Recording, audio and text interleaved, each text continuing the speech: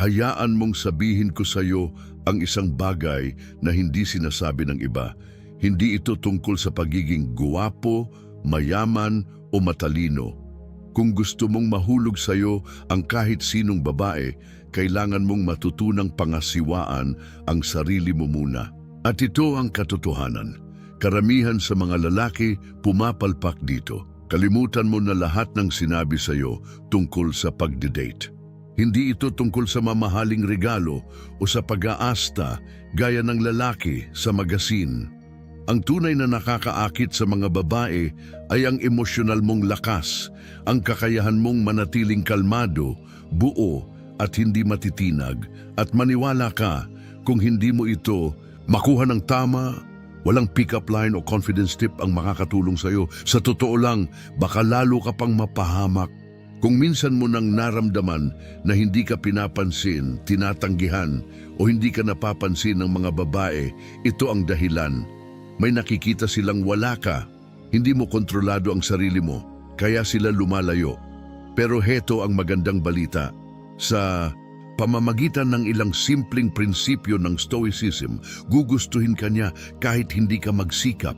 Hindi lang ito basta dating tip, ito ang sikreto para mabuksan ang puso niya. At nagsisimula ito sa iyo, hindi sa kanya, hindi sa gusto niya, kundi sa pagmaster mo sa sarili mong isipan, emosyon, at kung paano ka nagpapakita sa mundo. Handa ka na bang manalo sa larong ito?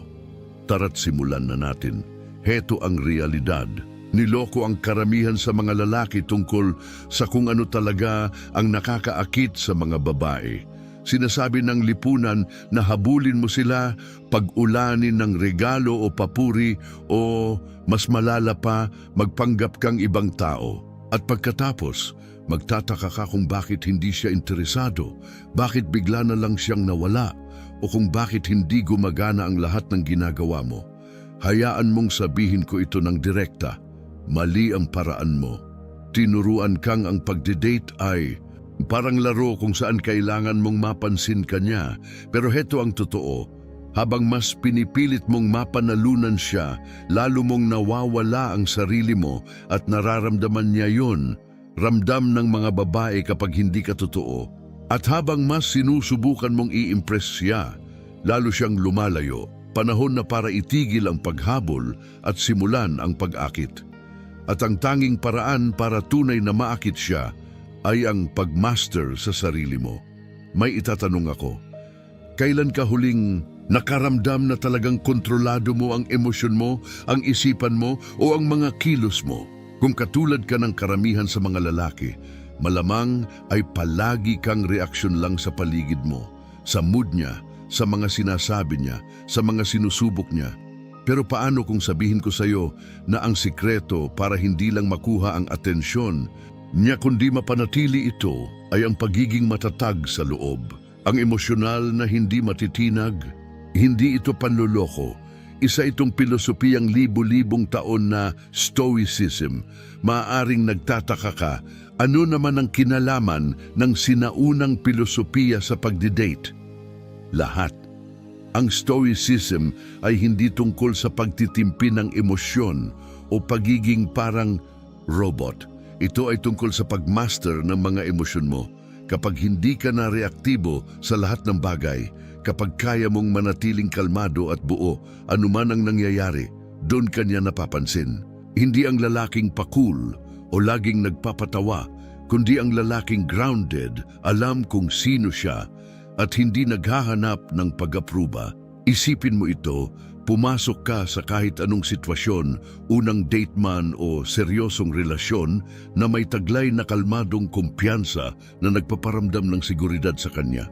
Habang ang ibang lalaki ay nanginginig at nauutal sa pagsasalita, pinipilit siyang patawanin o magpasikat, ikaw nandyan lang, relax lang, hindi naghahanap ng validation, kundi basta andyan ka lang, buo. Yan ang tunay na lakas. Yan ang tumatatak sa isipan niya. Heto ang isang malaking katotohanan na ayaw pag-usapan ng karamihan. Ayaw ng babae na hinahabol. Gusto nila yung hinihila sila papalapit. Sa sandaling itigil mo ang paghabol sa kanya, Ang pagpatunay na karapat-dapat ka ay siya namang sandaling may mararamdaman siyang kakaiba. Naintriga siya, naging curious siya, at higit sa lahat nagsimula siyang maghangad sa'yo. Bakit? Dahil ipinapakita mo sa kanya ang bagay na hindi kayang ipakita ng 99% ng ibang lalaki. Ang self-control at stoicism ang mga lihim na sandata na hindi mo alam na kailangan mo. Hindi ito tungkol sa panlilinlang o mga taktika. Ito ay tungkol sa pagiging uri ng lalaking natural na kaakit-akit. Hindi dahil sa sinasabi o ginagawa mo, kundi dahil sa kung sino ka. Kapag na-master mo ito, lahat magbabago. Titigil ka sa kakaisip ng susunod mong galaw. Titigil ka sa pagpapa-impress at sisimulan mong maging ang lalaking siya ang humahabol. At alam mo ba? Hindi ito mahirap. Kapag naintindihan mo na ang mga prinsipyo ng Stoicism at kung paano ito isa sa buhay, hindi lang ang buhay pag-ibig mo ang magbabago, kundi pati ang lahat. Relasyon, karera at ang buong pananaw mo sa mundo, lahat gumaganda. Kaya kung handa ka ng matutunan kung paano maging uri ng lalaking hindi kailangan humingi ng atensyon, pero kusa itong nakukuha, simulan na natin. Mga salitang tumatagos sa kaibuturan. Ngayong naiintindihan mo na ang kapangyarihan ng Stoicism, pag-usapan natin ang isa sa mga pinaka-nami-misinterpret na aspeto ng atraksyon, mga salita. Maraming lalaki ang iniisip na kailangan nila ng matalinong banat o nakakatawang sagot para makuha ang atensyon ng babae, pero sasabihin, ko na ngayon pa lang, mali yan. Hindi ito tungkol sa pagiging clever o nakakatawa. Ito ay tungkol sa pagsasabi ng tamang bagay, sa tamang oras, sa paraang konektado sa mas malalim na antas. Hayaan mong ipaliwanag ko, palagi nang naririnig ng mga babae ang mga papuri gaya ng ang ganda mo o ang hot mo. Hindi na ito pumapasok sa isipan niya dahil milyon beses na niya itong narinig. Immune na siya rito. Pero alam mo ba kung ano ang bihira niyang marinig? Tunay na papuri, yung tungkol sa kung sino siya, hindi lang sa itsura niya. Hakbang 1, gamitin ang pangalan niya sa usapan. Simple man itong pakinggan. Pero maniwala ka, isa ito sa pinakamakapangyarihang bagay na magagawa mo. Kapag binabanggit mo ang pangalan niya habang kayo'y nag-uusap, may natatamaan itong malalim sa isip niya. Napaparamdam mo sa kanyang kinikilala siya, natatangi siya at mahalaga siya. Pero huwag mo itong sosobrahan. Ayaw mong banggitin ang pangalan niya sa pangungusap. Magmumukhang pilit, gamitin ito ng strategically. Ipasok ito sa mga tamang sandali. Gaya ng kapag nagbibigay ka ng totoo at taus-pusong papuri. Mapaparamdam mo sa kanya na siya lang ang taong nandun sa paligid. Hakbang 2, purihin siya sa paraang hindi pa niyang narinig mula sa iba karamihan. Sa mga lalaki ay nakatuon lang sa pisikal na anyo dahil madali iyon. Pero kung gusto mong tumatak at maging kakaiba, purihin mo ang kanyang isipan, talino at pagkatao. Kapag nagkwento siya tungkol sa isang bagay na mahalaga sa kanya, huwag ka lang basta tumango o ngumiti, ipakita mong tunay kang nakikinig. Sabihin mo ang isang bagay tulad ng, gusto ko kung gaano ka ka-passionate tungkol dito, bihira na ang taong malalim kung mag-isip tulad mo. Ang ganitong papuri ay hindi lang basta nakakakilig, ipinaparamdam nito sa kanya na tunay siyang nakikita at nauunawaan, at yan ang talagang hinahanap ng karamihan sa babae. Gusto nilang maramdaman na espesyal sila, pero hindi sa mababaw o panlabas na paraan. Gusto nilang makita mong nakikita mo sila kung sino talaga sila, lampas sa anyo o itsura. Dito maraming lalaki ang pumapalya. Abala sila sa pagpapatawa o sa pagyayabang ng mga kwento tungkol sa sarili nila. Pero ikaw, iba ka. Ipinapakita mong kaya mong makita siya sa paraang hindi nagagawa ng iba. Hakbang 3, magsanay ng pasasalamat. Isa ito sa mga bagay na madalas hindi pinapansin pero napakalakas ng epekto nito. Napapansin ng mga babae kapag pinahahalagahan mo ang maliliit na bagay na ginagawa nila. Kung may ginawa siyang mabuti o maalaga para sa iyo, huwag mo lang balewalain, kilalanin mo ito. Ang simpleng salamat ay malayo ang mararating, pero huwag mo lang basta sabihin ito. Dapat totoo. Kapag ipinapakita mong taos-puso kang nagpapasalamat, napaparamdam mo sa kanya na mahalaga siya. At sa mundong kung saan madalas baliwalain ng mga lalaki ang mga babae, game changer yan. Ngayon, pag-usapan natin ang isang bagay na karaniwang ginagawa ng mga lalaki. Tigilan ang sobrang paghingi ng paumanhin. Madalas ko itong makita, mga lalaking laging humihingi ng sorry kahit wala naman silang ginawang mali, na para lang iwas gulo o mapanatili ang katahimikan. Hayaan mong sabihin ko ito, ang sobra-sobrang paghingi ng paumanhin ay nagpapakita ng kahinaan. Mas nirerespeto ng mga babae ang mga lalaking tinatanggap ang mga aksyon nila at tumatayo sa paninindigan nila. Kaya humingi ka ng paumanhin kung talagang kailangan, pero huwag kang hihingi ng paumanhin dahil lang sa kung sino ka. Mga aksyon na nakaangkla sa stoicism, mahalaga ang mga salita, pero kalahati lang yan ng kabuuan. Mas mahalaga ang mga gawa mo.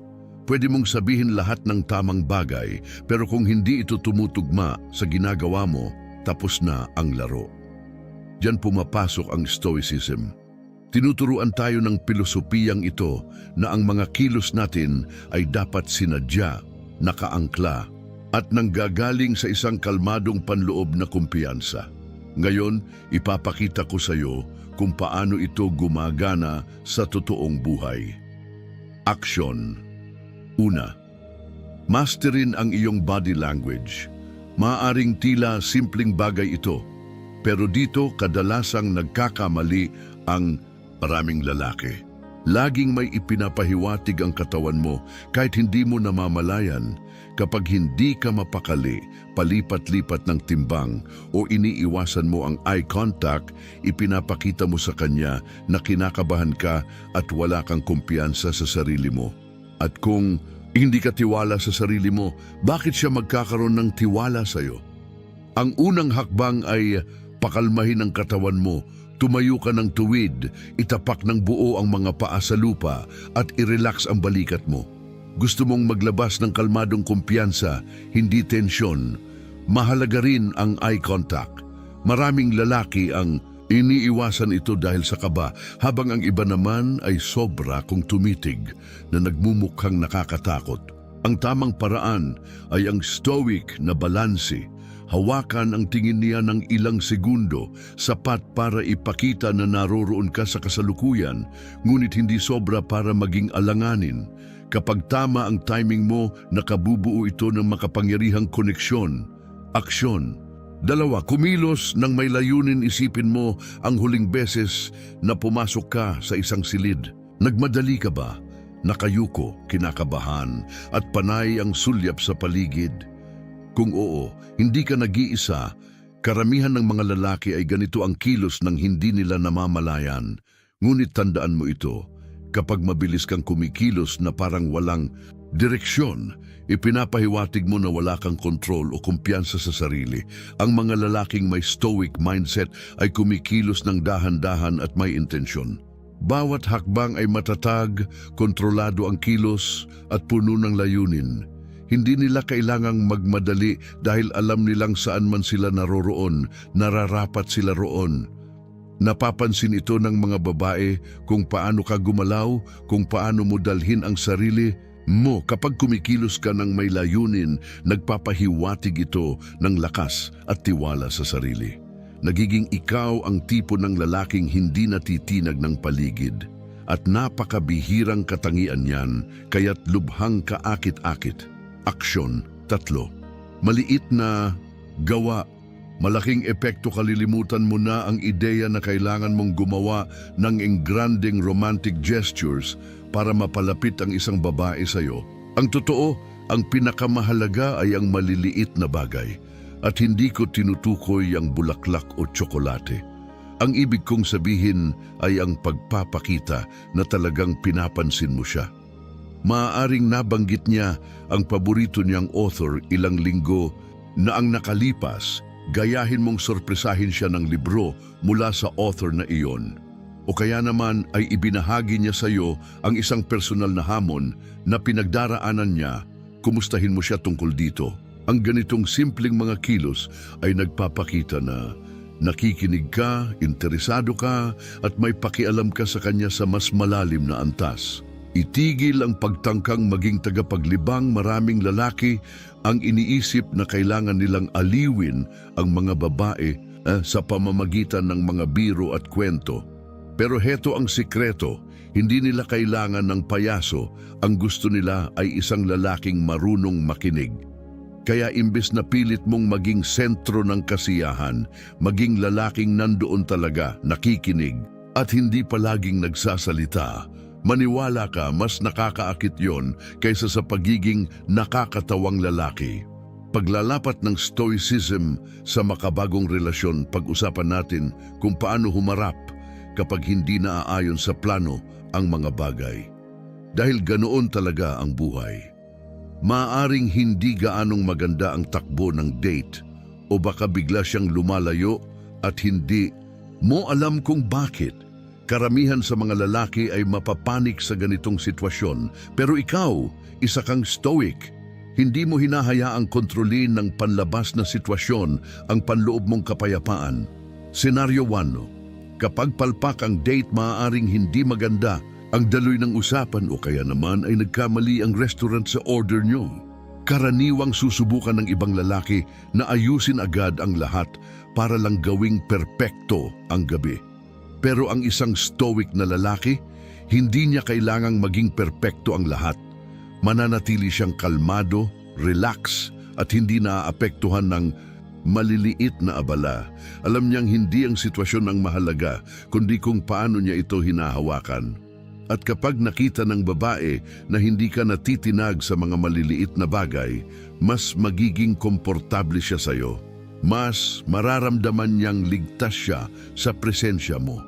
Senaryo 2. Kapag nagsimulang lumayo ang babae, ito ang isa sa pinakamahirap na sitwasyong hinaharap ng mga lalaki at dito rin sila kadalasang nagkakamali. Kapag naramdaman nilang lumalayo na ang babae, agad silang natataranta. Mas madalas silang mag-text, tumawag at paulit-ulit na iniisip kung ano ang mali nilang nagawa. Ngunit ang hindi nila alam, ang ganitong reaksyon ang lalo pang nagtutulak sa babae palayo. Ang isang stoic na lalaki ay nauunawaan na hindi niya kayang kontrolin ang kilos ng iba. Ang tanging kontrolado niya ay ang kanyang reaksyon. Kaya sa halip na habulin siya, mas pinipili niyang umatras at bigyan siya ng espasyo.